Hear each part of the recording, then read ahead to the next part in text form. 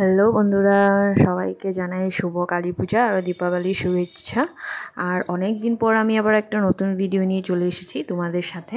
তো ভিডিওটা আমি স্টার্ট করলাম আজ আমার অফিসের থেকে, কেননা অফিস থেকে গিয়ে ঘরে প্রচুর কাজ রয়েছে, তো এগুলো করে নিতে হবে। আর কি বলবো, মানে পুজো তো অফিস বন্ধ থাকে, যেহেতু প্রাইভেট হয়ে গিয়েছে সেজন্য মানে যেরকম বন্ধ পেতে লাগে সেরকম বন্ধ পাই না।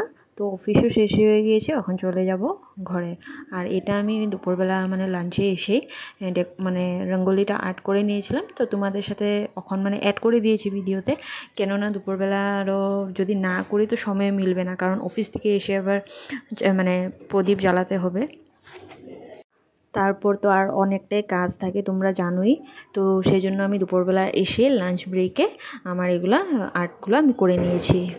আরও তো আজকে আমি মানে কি বলবো ফাস্টিংয়ে আছি, সেজন্য টাইমও আমার কাছে ছিল, সেজন্য আর্ট করে নিয়েছি। একটু এত প্রপার জানি না, তো তোমরা প্লিজ কমেন্টে বলবে যে কীরকম হয়েছে। তো এরকম করে নিচ্ছি। আর আমার বরকে বললাম একটু ভিডিও করে দেও, সেই জন্য তার মাথা গরম। ওরা ভিডিও করার কথা বললে ওর মাথাটা গরম হয়।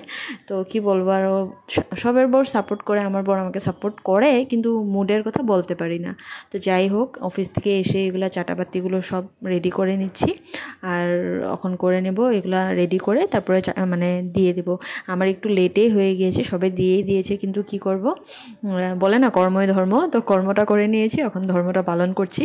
তো সেই জন্য এখন চাটাপাতিগুলো জ্বালিয়ে নিচ্ছি। আমার বরকে যদি বলি সব কিছু রেডি করার জন্য করে দেবে, কিন্তু ওকে বলতে হবে। আর আজকে মানে অফিসের কাজে আমি বলতে ভুলে গিয়েছিলাম, সেই জন্য আমার তো এমনিও লেট হয়ে গেছে, তো এমনিও লেট। আর এগুলো এখন দিয়ে দিচ্ছি।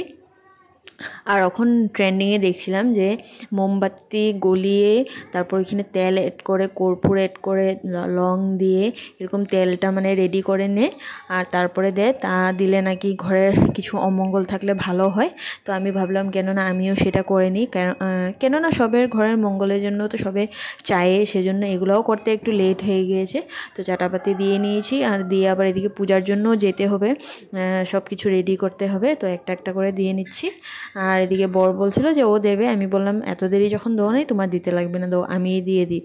আর এখন পূজাতে যাব গিয়ে, আজকা মনে হয় একটু জলদি পূজা হবে, কেননা পূজার জুনটা মানে টাইমিং থাকে, টাইমটা একটু জলদি হয়ে গিয়েছে, সেজন্য আমি মনে হয় যে পূজাটাও জলদি স্টার্ট হবে, জলদি শেষ হবে। সঠিক আমি জানি না, গেলে হ্যাঁ আমি বুঝতে পারবো।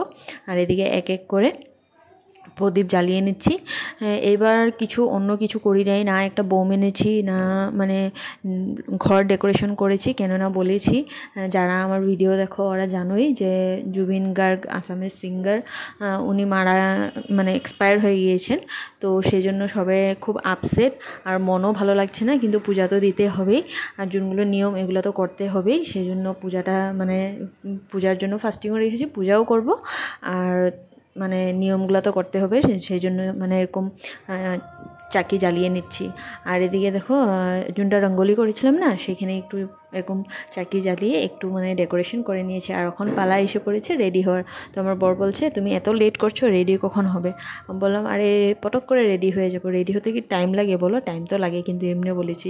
তো এদিকে রেডি হয়ে নিয়েছি, আর ফাইনালি এসে পেয়ে গেছি মন্দিরে, মা কালীর দর্শন করে নিলাম। আর সবাই এদিকে বসে আছে, যারা যারা অঞ্জলি নেবে তারা নিচে বসে আছে, তো আমিও নিচে বসেছিলাম।